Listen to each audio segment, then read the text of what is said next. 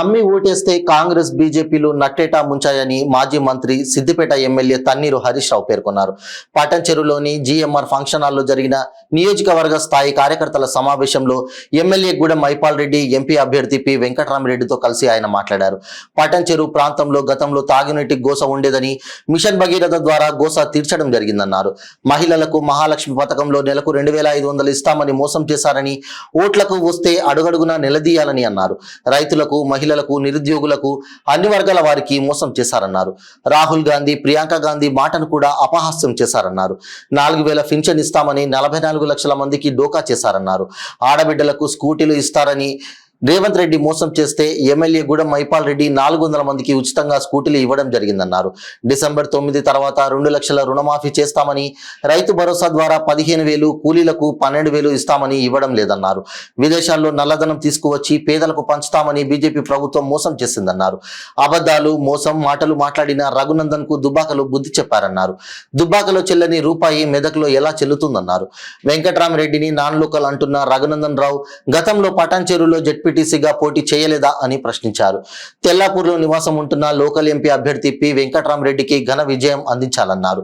నాడు కేసీఆర్ రంజాన్ తో పాటు ఇమాం, మొజాంలకు జీతభత్యాలు ఇవ్వడం జరిగిందని, నేడు కాంగ్రెస్ ప్రభుత్వం బంద్ చేశారని మైనారిటీలు అర్థం చేసుకోవాలన్నారు.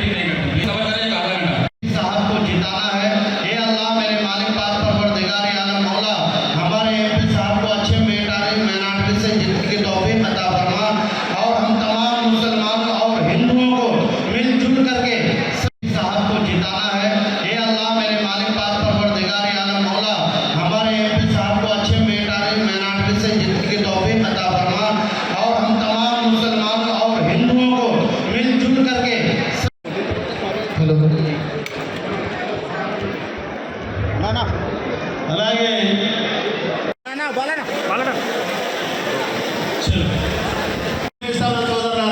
ఈ రాశామాషి కాదని చెప్తాను మీ అందరికీ.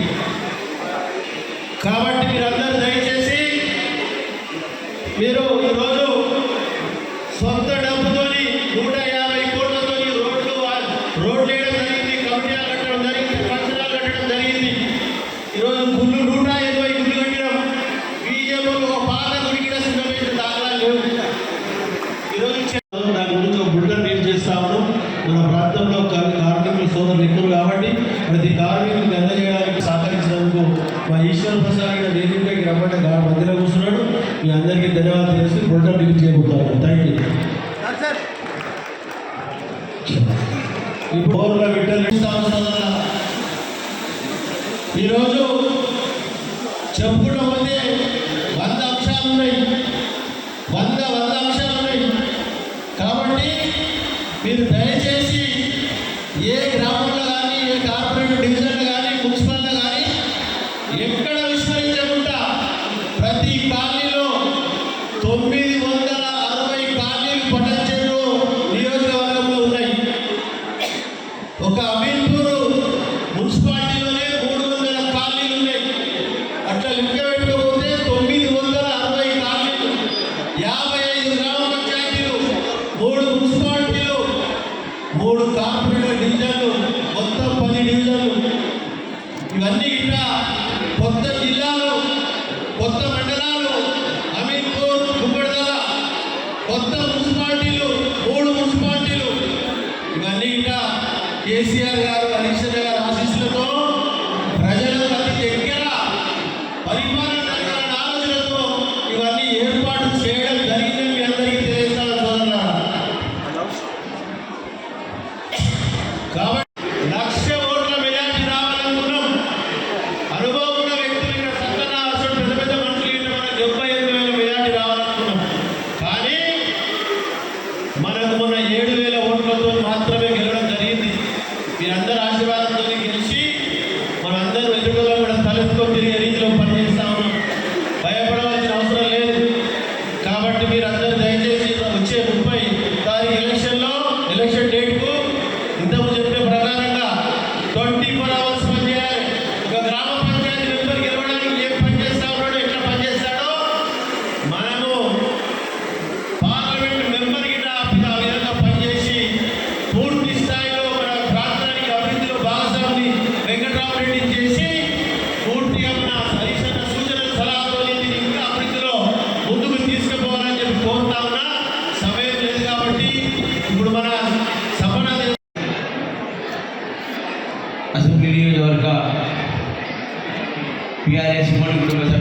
సమావేశానికి అధ్యక్షత వహిస్తున్న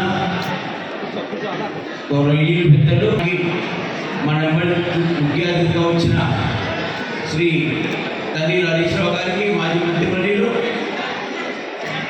మొన్న మన ఉమ్మడి మెదక్ జిల్లాని వెన్నెంట ఉండి పార్టీ క్యాడర్ని ఏకంగా చేసి మనందరికీ ఘన విజయం ఇచ్చి మళ్ళీ ఈసారి పార్లమెంట్ నియోజకవర్గంలో కూడా అదే సీట్ రిపీట్ చేసే విధంగా అదే విక్టరీ ఇచ్చే విధంగా హరీశ్వర్ కృషి చేస్తున్న మన హరీష్ రావు గారికి, అదేవిధంగా మన మాజీ శాసనసభ్యులు సత్యనారాయణ గారికి, వేదిక మీద ఉన్న గట్టిగా పనిచేసినట్టయితే తప్పకుండా మన ఘన విజయం సాధిస్తాం.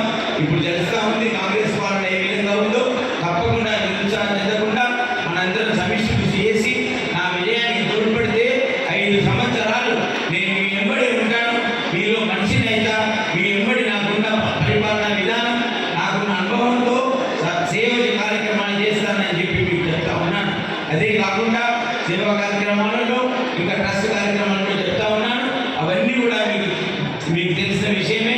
సమయం లేదు కాబట్టి నేను ఎక్కువ చెప్పదలుచుకోలేదు. మీ అందరూ కూడా మీ దీవెనలు ఇవ్వాలని, నన్ను విజయం బాటలో నడిపించాలని, మీ అందరి సమిష్టి కావాలని, ఒక్క నెల రోజులు, ఒక్క 30 రోజులు మీ సమయాన్ని నాకు ఇవ్వండి. నేను ఈ ప్రాంత అభివృద్ధికి తోడ్పడతా. నా అనుభవంతో మీ గుండెల్లో ఉంటా. నాకు ఎలాంటి గ్రూపులు అవసరం లేదు. ఒక స్వేచ్ఛగా, ఒక మంచి పార్లమెంట్ సభ్యుడిగా, మంచి పరిపాలన ఇచ్చే విధంగా, ప్రజల మనిషిగా, పేద కుటుంబాల గుండెల్లో ఉండి కార్యకర్తలుగా మీ ఇమ్మడి పనిచేస్తానని చెప్తూ నాకు ఈ అవకాశం ఇచ్చిన పరిపాలనకు వేదిక మీద ఉన్న నాయకులు, లీడర్లందరూ కూడా ప్రత్యేక ఇది అడగాలా వద్దా? మొన్న అసెంబ్లీలో గట్టిగా మాట్లాడవా లేదా? రేపు మీరు ప్రశ్నించే గొప్ప వెంకటరామరెడ్డి గారిని గెలిపియండి.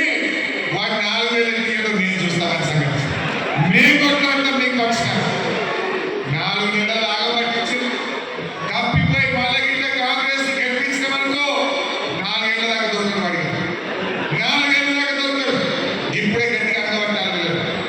అదేవిధంగా నిరుద్యోగ యువతకు, మన పిల్లలకు నెలకు 4,000 ఇస్తామని చెప్పింది ఆమె ప్రియాంక గాంధీ చెప్పింది, రేవంత్ రెడ్డి చెప్పిండు. నేను మొన్న అసెంబ్లీలో అడిగిన, మీరు ఎలక్షన్లప్పుడు ఉద్యోగం వచ్చేదాకా నెలకు 4,000 ఇస్తా అని చెప్పిండ్రు, మరి అది ఎప్పటి నుంచి ఇస్తారు అని నేను అసెంబ్లీలో అడిగిన. అడుగుతా ఉప ముఖ్యమంత్రి లేచిండు. ఎంత ముద్దుగా నిండు అసెంబ్లీలో మంచి అబద్ధాలు ఏమంటాడు, మేము 4,000 ఇస్తామని ఎలక్షన్లలో ఆడ చెప్పలేదు. ఇంకొక ముసుగుల మీద ముసుగులు దొరికి ప్రజలు మాత్రం మోసం చేశారు. ఇప్పటికైనా ఆలోచించండి. మేము గట్టిగా కొట్లాడాలి. మేము అసెంబ్లీ, నేను మైపాలలో మేము గట్టిగా కొట్లాడాలంటే మీరు మాకు బలాన్ని ఇవ్వాలి. రేపు ఏమంటారు రేవంత్ రెడ్డి, ఇక్కడ మా వెంకటరామరెడ్డి అది గెలవలేదంటూ తప్పిపోయి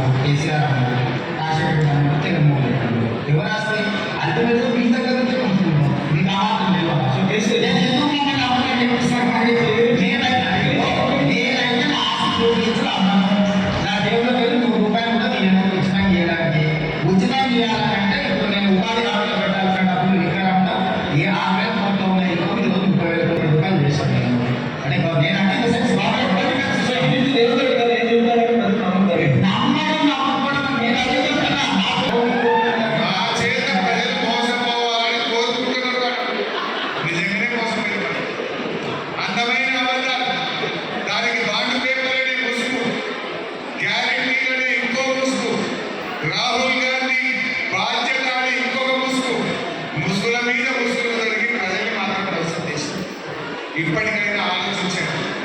మేము గట్టిగా కొట్లాడాలి మేము అసెంబ్లీ